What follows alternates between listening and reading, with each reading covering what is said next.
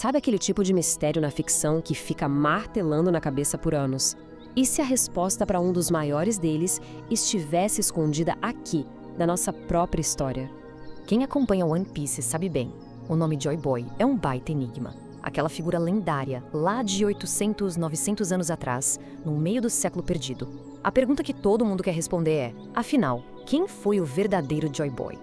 E se a resposta não estiver só no mundo de One Piece, ela pode estar aqui, no nosso mundo, uns 900 anos no passado, e olha que loucura, espalhada por 2 continentes completamente diferentes. Se preparem, porque essa investigação é simplesmente fascinante. Então vamos lá. Para começar, vamos direto na lenda, porque, o Joy Boy é a peça-chave de todo o quebra-cabeça que monta o universo de One Piece. E é aqui que a coisa começa a ficar muito interessante. Dê uma olhada nessa comparação. De um lado, o nosso Joy Boy, do outro, um rei que existiu de verdade, chamado Joy Oboyo. O nome é quase o mesmo, a época bate certinho, e os dois deixaram para trás uma promessa de um futuro melhor. Coincidência? Acho que não, hein? Isso nos leva direto para nossa primeira grande pista. A gente vai viajar até a ilha de Java, na Indonésia, lá para o século XII, para conhecer um tal de rei Jayabaya.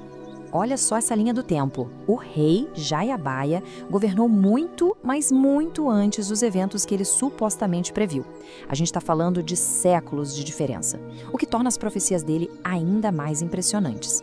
Para a gente entender a importância do Jayabaya, a gente precisa entender um conceito-chave de lá, o Ratu Adil.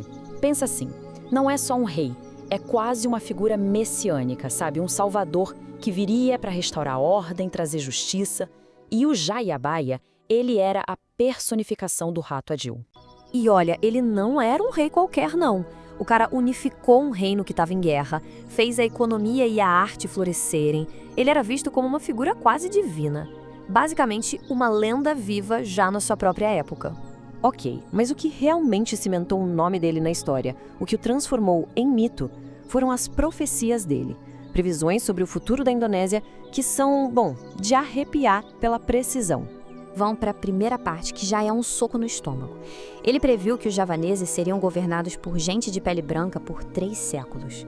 Isso se encaixa perfeitamente com a colonização holandesa, que só começou 400 anos depois que ele morreu. Aí fica ainda mais esquisito. A profecia continua, dizendo que depois viriam anões amarelos que governariam por um tempo bem curto, o tempo de vida de uma planta de milho. Essa descrição bate com a ocupação japonesa durante a Segunda Guerra. É assustador. E o final da profecia? Qual é a promessa? É que depois de tudo isso, um novo Ratu Adil, um novo rei justo, voltaria para libertar o povo e trazer de volta a glória. Então, vamos resumir a história. Uma ocupação longa, depois uma curta e aí a volta de um salvador. Essa jornada de sofrimento, opressão e a promessa de libertação, nossa, isso soa muito familiar para quem acompanha One Piece, né? Parece que o caso está encerrado, certo? Um rei profeta da Indonésia. Faz todo sentido.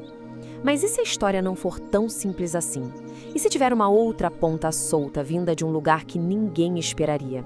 Então agora a gente vai cruzar o mundo. Vamos sair da Ásia e pousar direto no Caribe para investigar uma segunda teoria igualmente fascinante. E é aqui que a cabeça explode.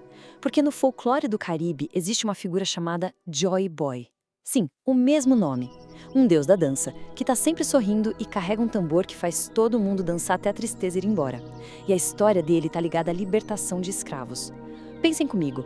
Tambores, sorriso, dança, liberdade. Os paralelos são impossíveis de ignorar.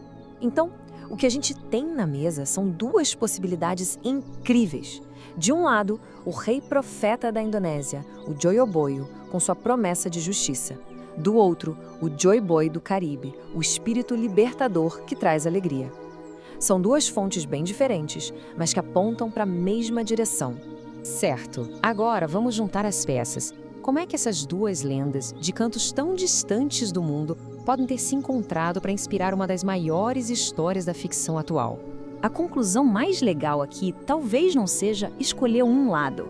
Talvez a resposta seja que o Joy Boy de One Piece não é um ou outro. Ele é uma mistura dos 2, uma fusão dessas 2 lendas, que tem em comum esse tema poderosíssimo, a libertação. E isso mostra a genialidade por trás de grandes histórias, né? O criador de One Piece, Eiichiro Oda, pode ter feito algo incrível. Pegou a promessa de justiça de um rei da Indonésia e misturou com o ritmo e a alegria de uma lenda do Caribe.